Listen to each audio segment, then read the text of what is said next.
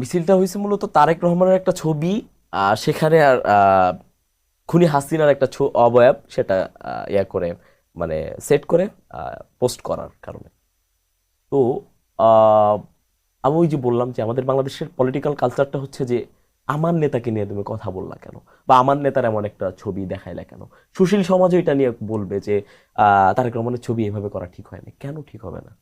উনি 52 দিনে বা এই 50+ দিনে উনি যেটা করতেছে, এতগুলো অধ্যাদেশ যেগুলা বাংলাদেশের মানুষের, এটা জনরায়, সেগুলো নিয়ে একের পর এক এগুলাকে ছুঁড়ে ফেলে দেয়া, বিভিন্ন জায়গায় জেলা প্রশাসক, প্রশাসক, সিটি মেয়রের যে জায়গাটা, সব জায়গাগুলোতে দলীয়করণ, প্রত্যেক দপ্তরে, প্রত্যেক বিশ্ববিদ্যালয়ের ভিসি, এই যে দলীয়করণটা করতেছে এটা কার ছিল? এবং এটা কি বাংলাদেশের মানুষ চায়?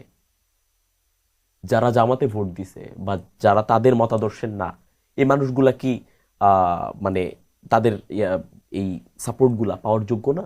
সাপোর্টগুলা বলতে আমি এখন ধরেন যে জেলা প্রশাসক যে আছেন, উনি বিএনপির কোর। আপনি একটা জিনিস চিন্তা করেন যে আমার খুলনা 6 আসনে জামাতের প্রার্থী জিতছে, বিএনপির প্রার্থী হারছে, বিএনপির প্রার্থী হেরে গিয়ে কোথায় গেছে? উনি জেলা প্রশাসক। তার মানে বিএনপির যেই জামাত যে 71টা আসন পাইছে, বিএনপির সেই 71টা আসনে যারা হারছে তারা বিভিন্ন জায়গায় জেলা প্রশাসক, বিভিন্ন সিটি দায়িত্বে। কর্পোরেশনের বিভিন্ন দায়িত্বে।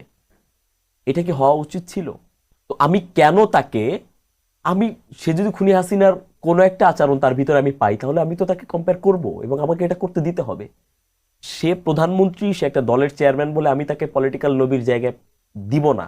কারণ এইটা দেওয়ার কারণে যেই ফ্যাসিবাদের জন্ম নিছে, এইটার জন্য 1400 আমাদের ভাইদেরকে আমাদের হারাইতে হয়েছে, হাজার হাজার আহত মানুষ আছে। সো তারেক রহমানকে নিয়ে কথা বলা যাবে না, প্রোটেস্ট করা যাবে না। একটা ছবির ভিতরে হাজারটা শিক্ষা আছে। আমি সাংস্কৃতিক কর্মী, আমি আপনাদের জন্য রচনা লিখবো না, আমি একটা ছবি দিয়ে, আমি একটা পারফর্মিং আর্ট দিয়ে আমি আপনাদের বুঝাইতে পারবো। সো এই ছবিটা আজকে, এবং আমার ফেসবুক আইডিতে মানে সাইবার অ্যাটাক করে ছবিটাকে ডাউন করে দেওয়া হয়েছে। আমি বলছি যে আমি এই ছবিটা খুব সুন্দর করে গুছায় রেখে দিব, এই ছবিটা আমি আবার পোস্ট করব। কারণ বিএনপি যেভাবে ফাংশন করতেছে, আই থিঙ্ক খুব দ্রুত এই ছবিটা বাস্তবে রূপ দিবে। সো এইটার জন্য বিএনপির একটা পক্ষ, মানে